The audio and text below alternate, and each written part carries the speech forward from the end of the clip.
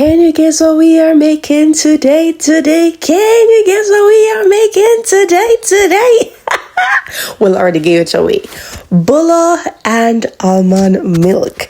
So that's what we're looking after today. I have my dry ingredients already prepared: baking powder, soda, cinnamon, ginger, and salt.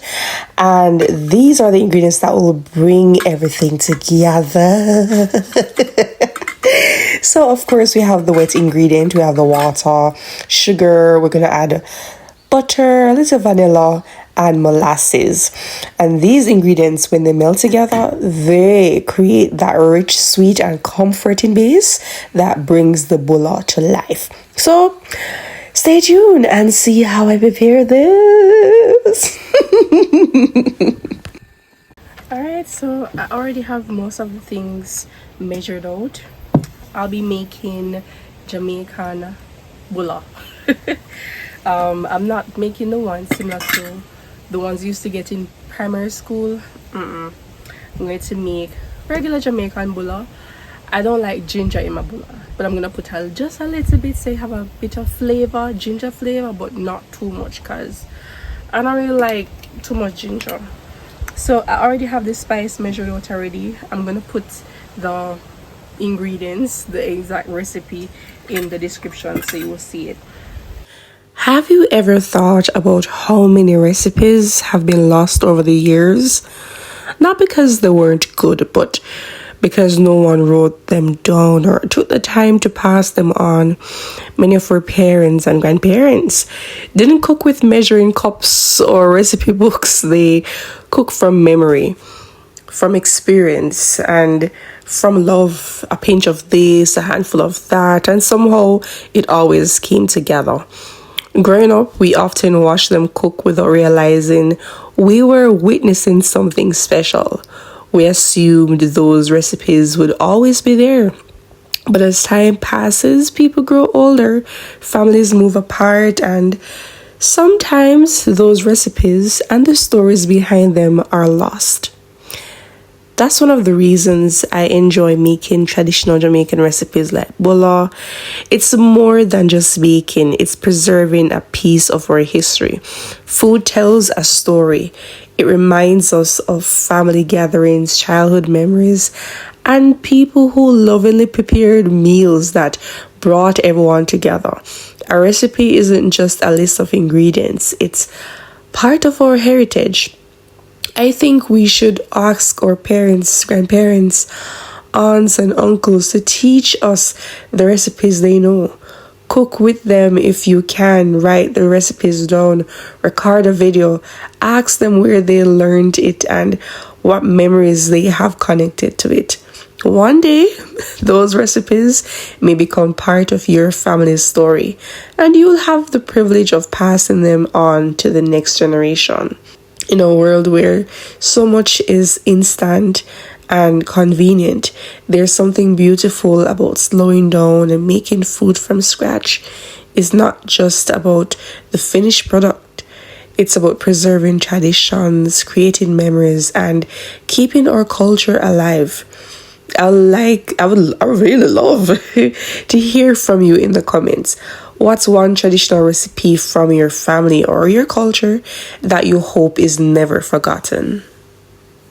So I have the nutmeg, so I'm just gonna grate it in it. I love the smell of nutmeg. Nice, oh, so good. And honestly, I'll just put in a measurement. I'm just eyeballing this. Alright. And ginger, just gonna grate it in it.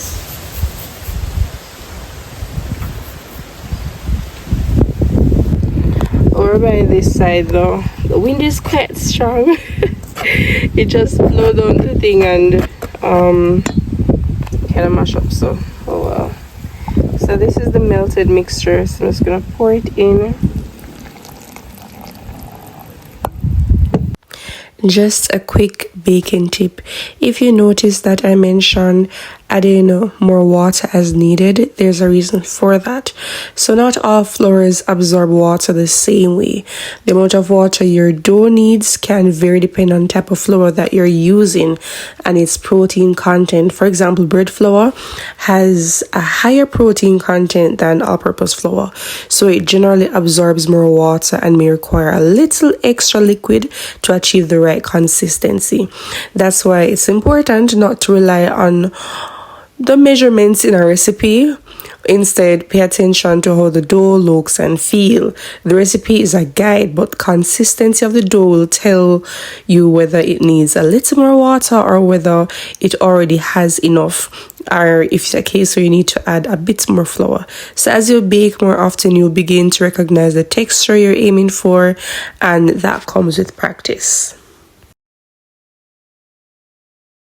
So this is how it's looking right now. It's really soft.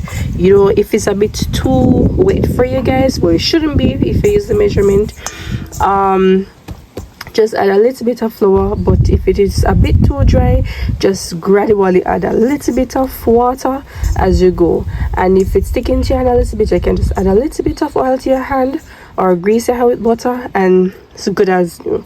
So now I'm gonna cover this and let it rest for 10 to 20 minutes while I work on my mix. What do you call that? What am I doing next? My milk. I'm gonna make some almond milk now to go with this, pair with this.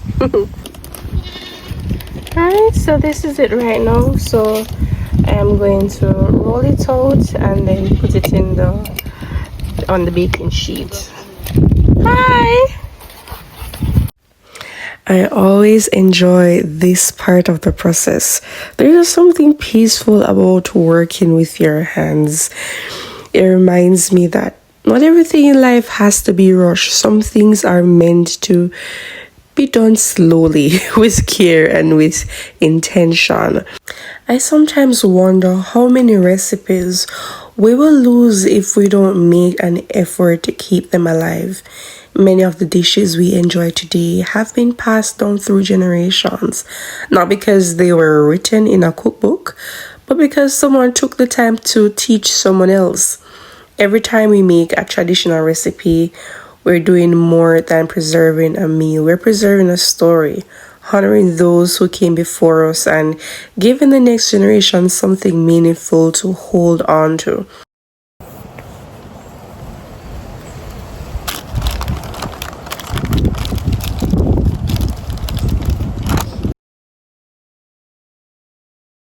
Alright, so we're going to make almond milk. So the only thing we need for this ingredient, almond, salt, we need dates. Hey! Or if you have maple syrup, you can use that to sweeten it. I'll be using 6 dates with 1 cup of dry almond, untouched.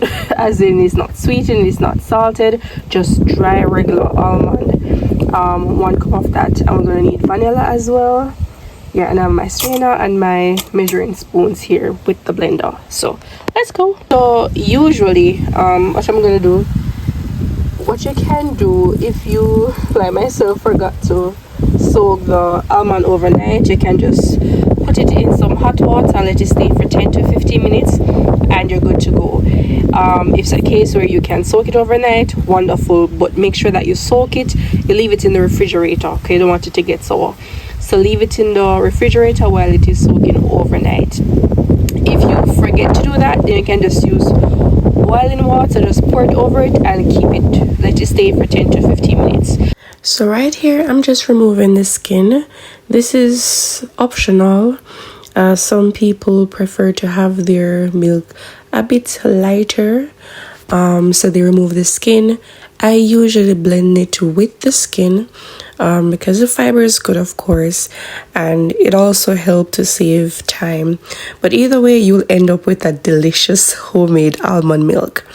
One of the things I absolutely love about making milk at home is knowing exactly what is in it.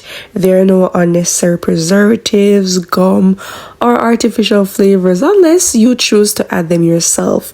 You can keep it as simple as just almond and water, or just customize it to your taste. So the bulla is finally out of the oven and it smells absolutely amazing. So while it is yet warm, I'm just putting some butter over it.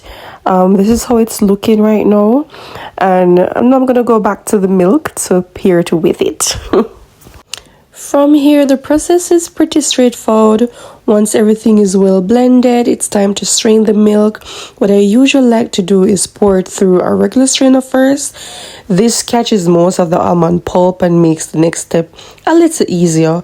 Then I strain it a second time through a fine mesh cloth or a nut milk bag to remove any remaining bits, giving the milk a much smoother texture. And before bottling it, I like to customize it, or you can customize it to your taste. I put a little pinch of salt, a little vanilla extract. The salt doesn't just add the flavor or to bring up the flavor, but it also helps the milk to stay a little longer.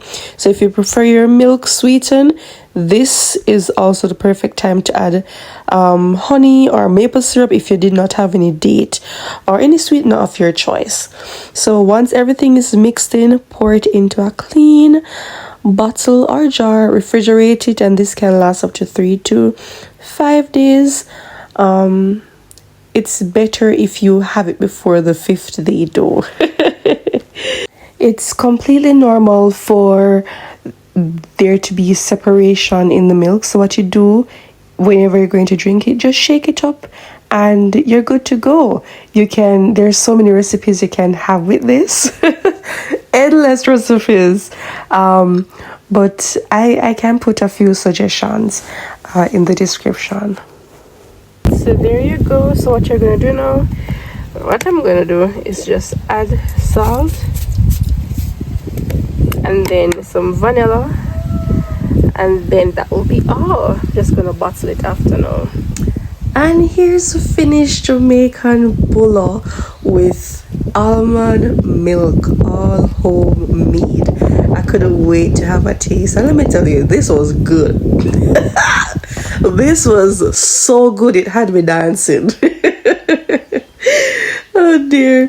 The next morning I warmed a cup of that homemade almond milk and I added a little Chinese mint, and it was so comforting and refreshing just having it alongside the bulla with pear and a little cheese. It made such a simple but satisfying breakfast. Moments like these remind me that a good meal doesn't have to be extravagant. Sometimes the simplest of foods, made with care and shared with gratitude, are the ones we enjoy the most. My neighbor, I'm yet to get her feedback. Well, the whole family feedback. I gave them some and I hope they enjoyed it like I did. But thank you so much for watching, and I'll see you next video. God bless.